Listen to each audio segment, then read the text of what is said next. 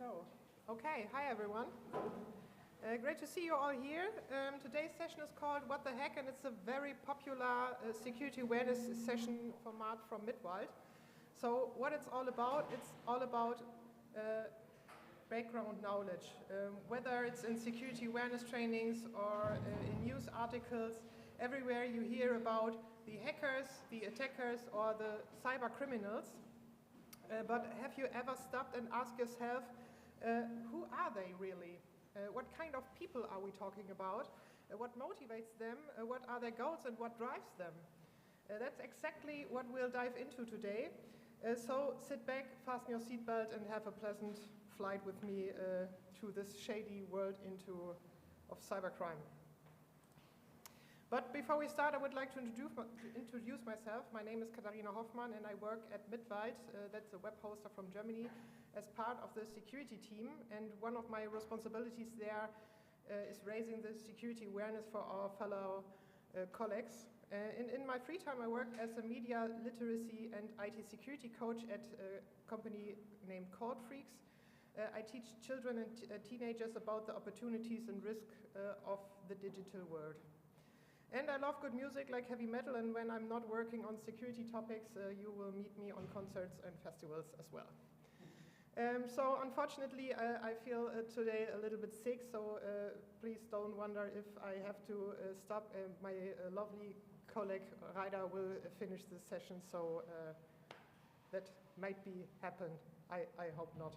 But fortunately, we have some Midwald socks.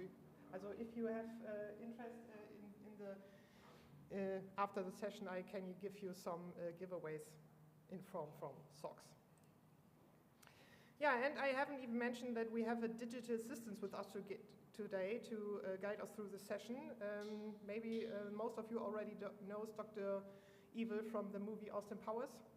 And if you do, then you know he loves to speak in quotation marks. And in this session, he will be asked the important questions like this one. What is the current threat landscape? So since the war between Russia and Ukraine began in February 2022, cyber attacks have increased a lot and all over the world. To say it clearly, we are in the middle of a cyber war. And the main targets of these attacks are critical infrastructures like ports, like airports, energy companies, but also governments, public authorities, and businesses are affected. And it's not just the big players who notice this, so companies and even normal people are seeing the effects too. For example, all of us get more spam, more phishing mails, and sometimes even ransomware attacks. And the most common victims are small and medium-sized businesses, and that's why. Big companies often have a strong security system, often due to legal requirements or pressures from partners. Smaller companies don't always have the same protection because they may not have the financial resources for it or an in-house security team. And here comes the big problem, that the attackers are getting better and better. They work together, they have different roles, and they run their operations like real companies with teams, software developers, and even a customer service. And honestly, how many criminal groups do you know that offers customer support for their victims? I only know that from the world of cybercrime. Yeah, today cybercrime is a real industry that's very cheap to start. You can make a lot of money, and the risk of getting caught is so low, especially compared to other crimes like, drug dealing, for example. But even these hacker groups have problems just like real companies. For example, many of them can't find enough skilled people. Yes, even cybercriminals have a talent shortage. And now let's take a look at some real examples of recent cyber attacks to see what all this looks like in action. Yeah, the news almost talk every day about successful cyber attacks, and the total damage is almost impossible to measure. I'm not sure if you hear about this case. It was a hacker attack on a dam in Norway last year. In April 2025, hackers got access to the control system of the dam. After they broke in, they opened the walls completely and left them open for 4 hours. And no one noticed it. The hackers could get into the system because the system has a weak password. An attack like this can be very dangerous. It could cause floodings, power cuts, or damage to the dam. And it also shows how quickly attackers can enter IT systems if they are not well protected. But dams are not the only targets, so airports or submarine cables are also under attack by cyber criminals or even state actors. And in Germany, there was a similar case recently in the city of Halle. On January 2026, all sirens in the city started at the same time, even though there was no danger. They sounded for about 10 minutes, and they were also a message in English that warned about an active shooter and told people to go into a lockdown. And as you can imagine, that caused a lot of fear and confusion among the population. So normally the sirens system only have a few standard messages in German. The English messages was not part of the system. At first, people thought it was a technical problem. Later, the city believed it was most likely a cyber attack. The alarm was not started by the city or by authorities, and the police is now investigating this case. And there are frequent attacks on hospitals. If you imagine if someone has a medical emergency, every minute counts. But sometimes the ambulances have to drive a longer way to another hospital. The closest hospital may have closed its emergency room because it was hit by a ransomware attack. Valuable time is lost and people's lives are put in danger. One real case happened in June 2024 when a ransomware attack on the London pathology service provider caused numerous hospitals to lose access to critical IT systems, as key diagnostic services such as blood tests were unavailable. Operations, especially those requiring blood transfers, had to be cancelled. Investigations later showed that the attack indirectly contributed to the death of a patient. A delay lab result slowed down treatment. And nowadays, it's not surprising that US hospitals are being warned about cyber attacks. Such attacks are seen as possible retaliation related to ongoing tensions with the Iran. So you can see the attacks are serious risk for patients. Yeah, we often talk about hackers, attackers, or cyber criminals, but who are these people behind these terms?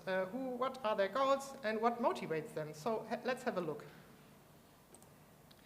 We can put most cyber attackers into 4 main groups. The first group are the nation-state hackers or state-sponsored hackers. These are hackers who work for a government and get money and support from it. Examples are pro-Russian groups like Anonymous Russia, Killnet, or no-name 057, and also groups from North Korea and China. They have a lot of money and resources which make them very, very dangerous. And their attacks are usually politically motivated. So the second group are the organized cybercrime groups. These are professional cybercrime groups who hack to make money. And they often work together with state-sponsored hackers and sometimes even enjoy protection from those governments. And their attacks are for profit, like ransomware or stealing data to sell them on the Darknet. Yeah, the third group are the hacktivists. These are activists who hack for protest. They fight for freedom of speech, for a free internet, or against certain organizations like the Scientology Church, or more recently, Elon Musk. Their attacks are ethical motivated in their own view, and the most famous group, and I'm sure all of you know, it's Anonymous. Yes, and the fourth group are the script kiddies. These are usually young hackers with little real skills in hacking. They use ready-made hacker tools from the dark web because they cannot make their own. Often they are teenagers who hack for fun or to show off. They like to talk about what they did on the darknets, and that's why they often get caught by the police. Yes, so if you see in the news that hackers were arrested, it's often script kiddies. You might see on TV the FBI taking a teenager out of his bedroom with handcuffs. Yeah, you might be wondering, how do we actually know so much about how hacker groups work and how they are organized? One of the main reasons is the case of the Conti Group. The Conti Group was a hacker group whose main business was ransomware as a service. Then on February 25, 2022, just after the start of the Russian-Ukraine war, the Conti Group surprised many observers by supporting Putin's military agenda. They promised the Russian government their full support and even threatened to attack the critical infrastructures of any countries that launched cyber attacks on Russia. The problem, not all members of the Conti Group agreed with this political statement. This created a lot of tension inside the group, and things started to fall apart. As a result of this conflict, something called the Conti leak happened. So some angry members leaked about 60,000 files, including internal chat logs, server access details, lists of future targets, the source code of their ransomware, Bitcoin wallet addresses, and the latest version of the main extortion software. Yes, and just 3 months later, the Conti Group announced that they were shutting down. The leak source was very useful for law enforcement, and it helps investigators around the world to understand Conti's attacks better, repair the damage they had caused, and prepare for similar attacks in the future. The leak also gave us a rare look inside the group's structure. So in mid-2021, the Conti Group has around 62 members. Most of them were software programmers. Some developed the ransomware, others worked to hide it so that security software could not detect it. Another team specialized in reverse engineering security tools to understand how they work and to find ways to bypass them. They also study the malware of other gangs to copy the best features. And after the Conti Group shut down, many of its former members simply joined other hacker groups. So this is actually a typical behavior on the Darknet. Hacker groups are taken down, but then they either come back under a new name or their former members just join other groups.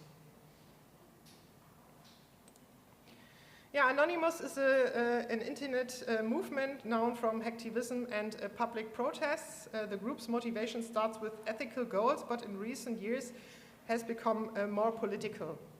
The image of the headless person in a suit, you can see over there, shows that the movement has no leader. There is no official leadership or membership. Anyone can take part of Anonymous, and every activist can decide for themselves what actions to take. Another well-known symbol is the Guy Fawkes moss. You can already see. Yes, okay. And they communicate happens mainly through social media. Some of their actions included protests and cyber attacks against the Church of Scientology, and their current target is Elon Musk. So, on March the 10th, 2025, the social media platform X was hit by a large DDoS attack that made it stop working for several hours. And users all over the world reported big problems that could not log in. Later, Anonymous said that on their website that they did this DDoS attack. Yeah, the next group is the Lazarus group. It's a hacker group from North Korea. And if you ever wondered how North Korea, known as the most isolated country in the world, makes money, it's mostly through hacking attacks. These well-trained state hackers have now become one of the most important sources to income for Kim Jong-un's regime. And it's believed that the Lazarus group is the largest hacker group in the world. In February 2025, the Lazarus group managed to carry out the biggest known crypto bank robbery in the world. So they stole about 400,000 Ether, that's about 1.5 billion US dollar from the exchange Bybit in just a few minutes. Yeah, and the last group I want to introduce you is the Lockbit group. So Lockbit was once the #1 most dangerous hacker group and responsible for 44% of all ransomware attacks in 2023. The gang's leader, called Lockbit Sub, stayed anonymous for many years. He's known to be very, very paranoid, and now it's confirmed he's a Russian citizen. Fun fact, hacker groups have the same problems as we do, so Lockbit was even taken over by the police for a short time. And do you know what the reason was? It was an unpatched vulnerability in PHP. Yes, same problems. What will we learn from this? Do your patch management first, even you're a hacker. So Lockbit admitted their mistakes and promised to do it better, but a few months later they were hacked again by the police. And guess how the police did it on this time? That's right, a vulnerability in PHP again. It's crazy, isn't it? So when the police managed to take over the Lockbit website, they used it in a very clever way. In the same style as the ransomware group, they announced a big reveal of the leader, Lockbit Sub. And they wanted to show the identity of Lockbit Sub and use it a countdown timer, just like the hackers often do. They also redesigned the Lockbit leak site and added their own logos. And in the top right corner, it said, the $10 million question, who is Lockbit Sub? And at the planned time, the the investigator published the page. The result was not very surprising. We know who he is, we know who he lives, we know how rich he is. The only clear information was that Lockbit Sub does not live in the USA or in the Netherlands and may drive a Mercedes. This shows the strategy of law enforcement. Many cybercrime leaders live in countries where they cannot easily be arrested. So if they cannot arrest them, they try to damage their reputation, and because reputation is very important in the cybercrime world. On the right side, this is Lockbit Sub. I can read the name. I'm sorry, it's Dimitri. He's called Dimitri. Yeah, this is how investigators were able to uncover the leader, Lockbit Sub, and however they cannot arrest him. He probably lives in Russia, but at least they were able to reduce the fear and uncertainty around this supervillain. It is a bit like revealing a phantom. Once exposed, it loses its fear and some of its power. At least that was what people thought. But one thing you have to admit about the Lockbit group, they are tough. They have survived several takedowns by law enforcement and are still a serious player in the ransomware world. But now it gets interesting. The Lockbit group and its leader are under strong pressure. Authorities expected that the group would collapse because the damage and the reputation, but that did not happen. Instead of stepping back, they came more aggressive and openly attacked law enforcement. They also removed all previous limits of their targets. Now attacks on critical infrastructures, the military, healthcare, and education are clearly allowed. And their image is changing from a criminal service provider to a group driven by revenge. In the past, Lockbit Sub has made many enemies, not only among investigators, but also in the Darknet and other hacker groups. And after his identity was revealed, he likely depends on protection from the Russian government.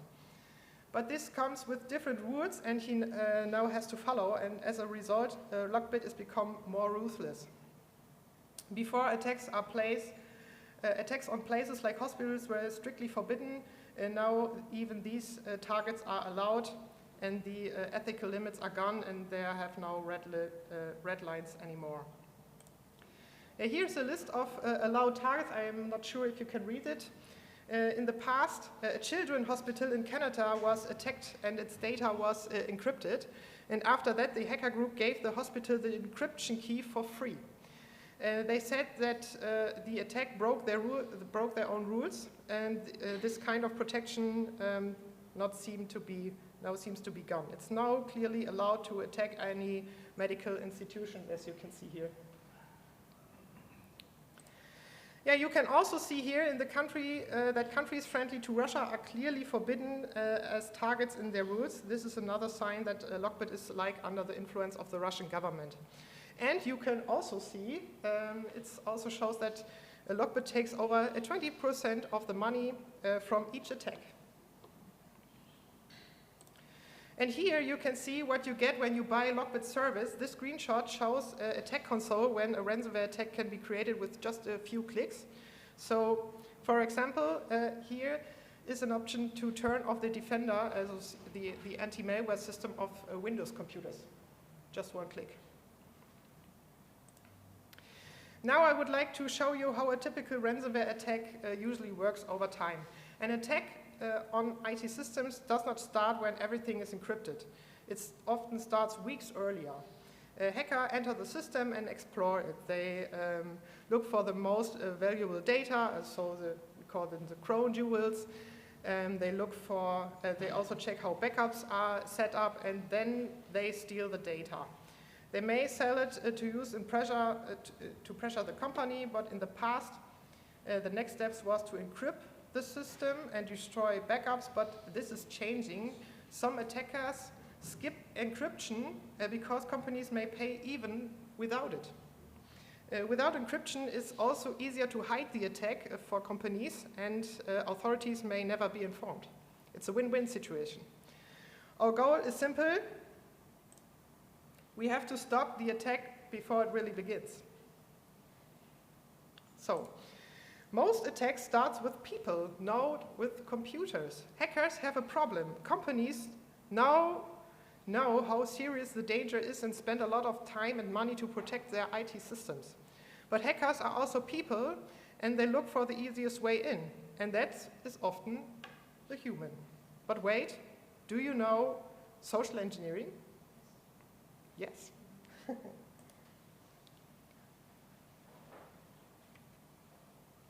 What is social engineering? Social engineering is an emotional manipulation of people to make them act in a certain way. It's a psychological weapon, and it does not need special equipment or technical skills. And it's the most dangerous and most common way to attack information security. The goal is to influence and exploit how people make decisions. And let's have a look at an example to see how such a story can happen. This is the case of Robin Sarge. The life of Robin Sarge sounds exciting and can be summed up in a few words. She's 25 years old.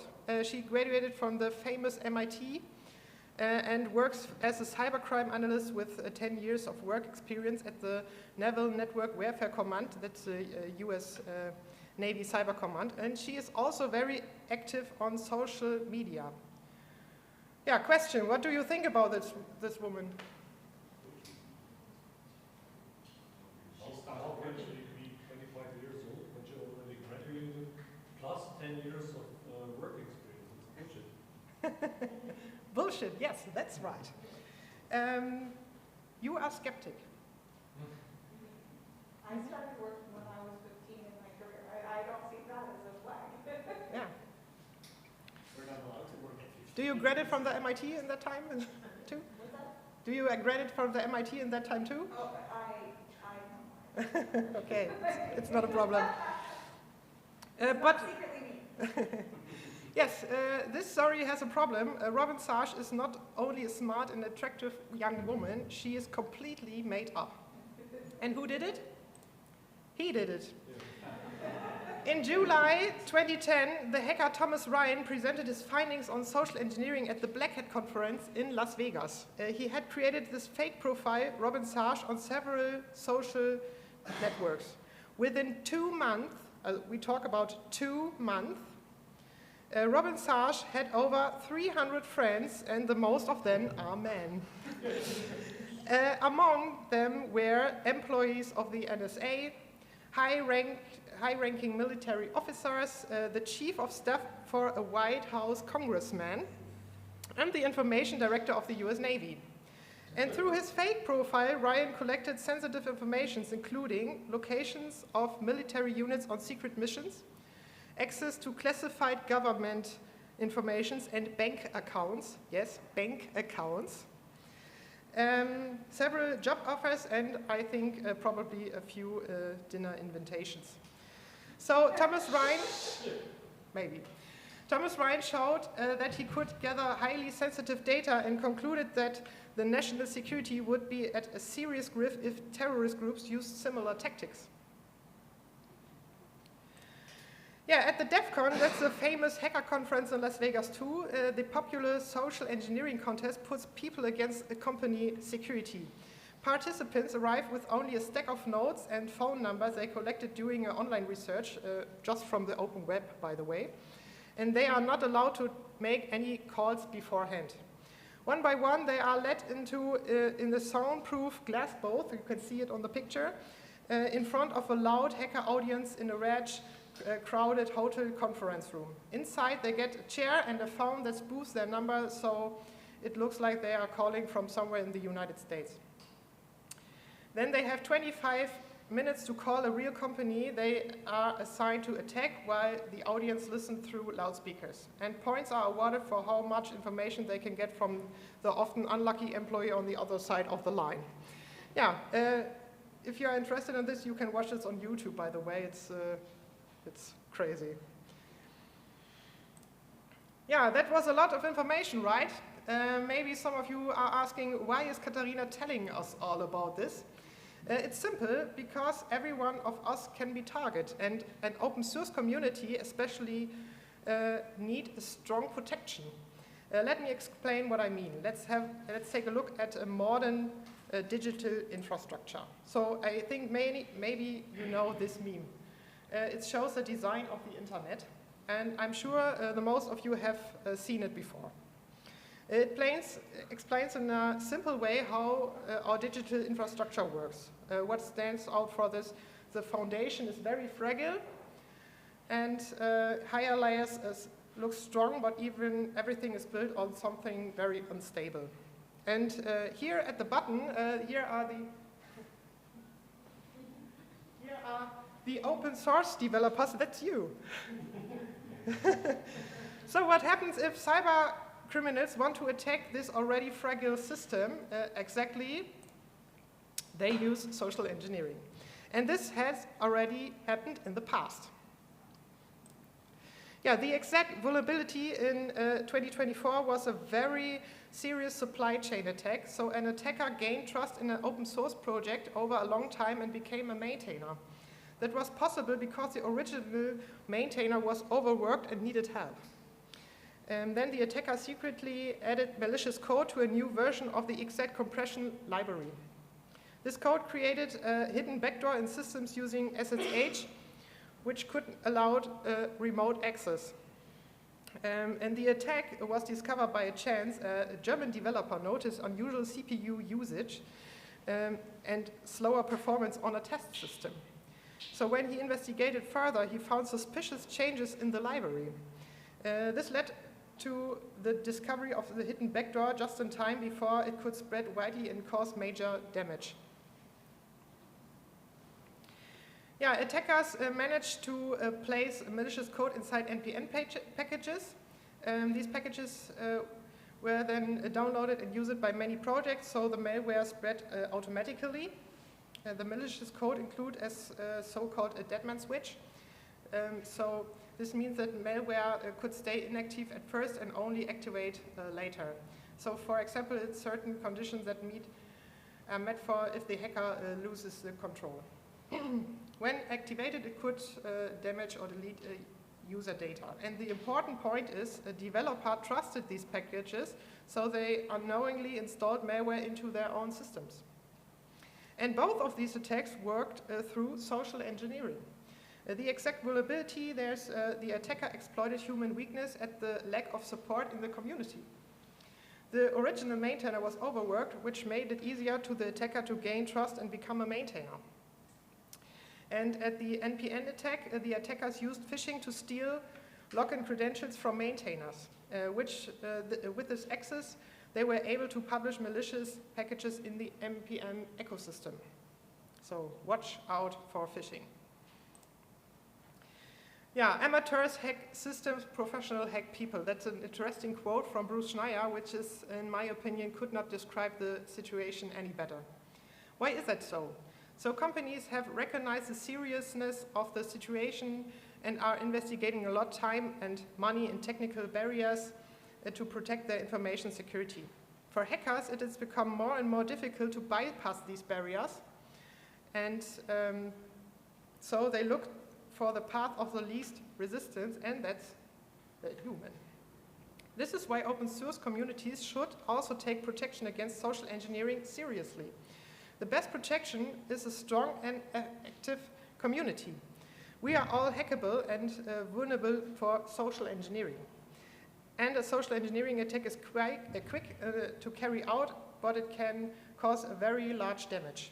So I would like to explain how you can protect yourself against it. The attack strategy is social engineering attacks usually follow the same pattern. In the phase one, the attack is prepared. The victim does not even notice that they are being manipulated, so they gathering information, identify victims, and then they suitable cover story. In the phase two, it's the actual attacks is carried out. It's with direct interaction with the victim, so they approach the victim, manipulate it, and achieve and desire outcome and disappear. It's almost the same way. Yeah, but how this manipulation of people actually works? There are some red flags, so no matter which cover story we are talking about, in every social engineering attack you will find one of these elements. It's very important to know people often don't fall for it because they are stupid. They are manipulated through stress, fear, promises, compassion, affection, or a sense of duty. So, for example, for the stress, first point, real thinking processes are skipped if you are stressed. So social engineering often involves time pressure, which blocks our critical thinking and pushes us to act impulsively. Or the second point, fear and authority. People tend to place immediate trust to authoritarian people and not question their intentions. That's psychological. Okay. I have to hurry. The best known method is probably the impersonation, taking on a fake identity. In impersonation, the attacker takes on the role of another person in order to manipulate the victim.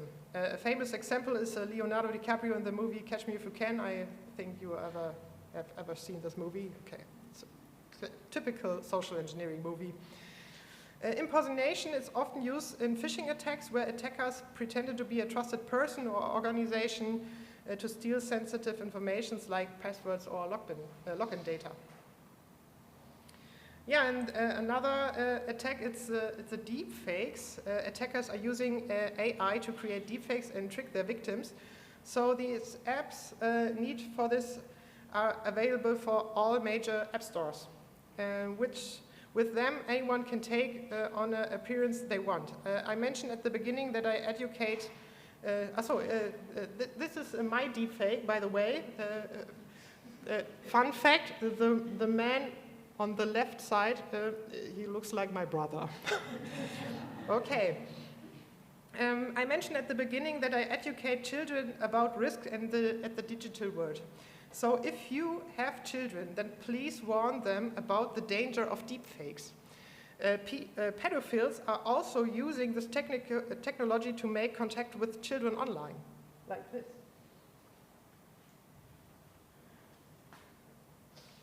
That's why it's so important to talk to your kids about the danger of deepfakes and to remind them not to believe everything they see or hear on the internet. Yes, are there more scams? Yes, absolutely. So we have the two-factor fatigue. I keep bombing my victims with fake SMS messages until they get so annoyed that they give me the 6-digit code.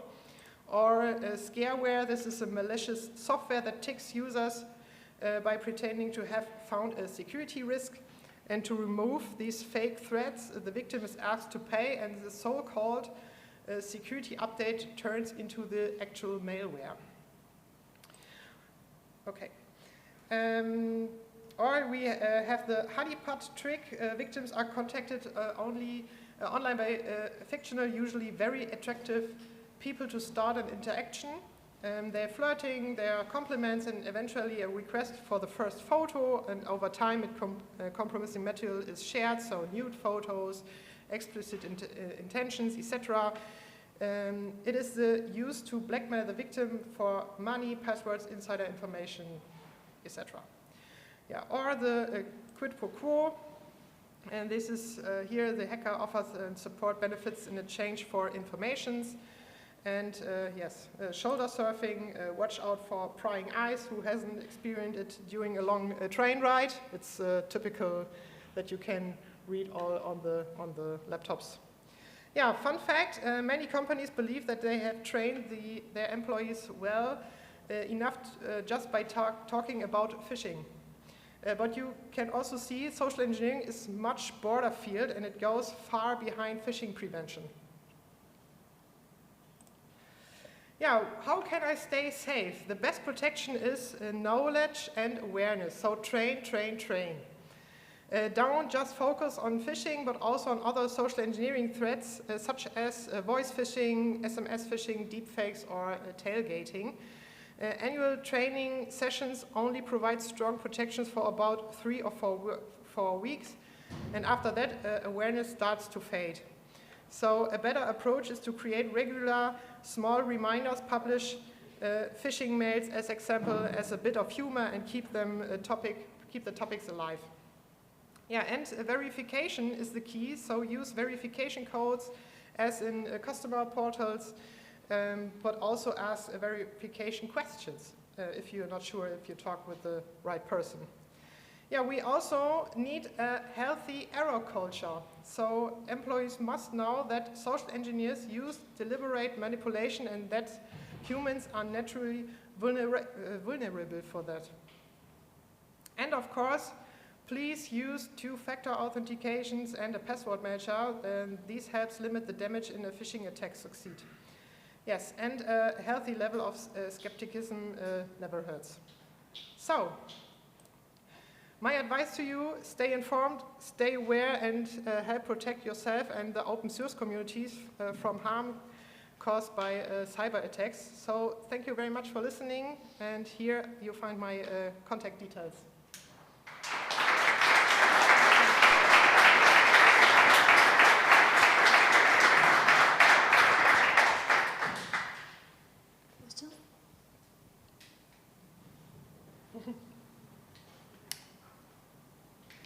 Okay.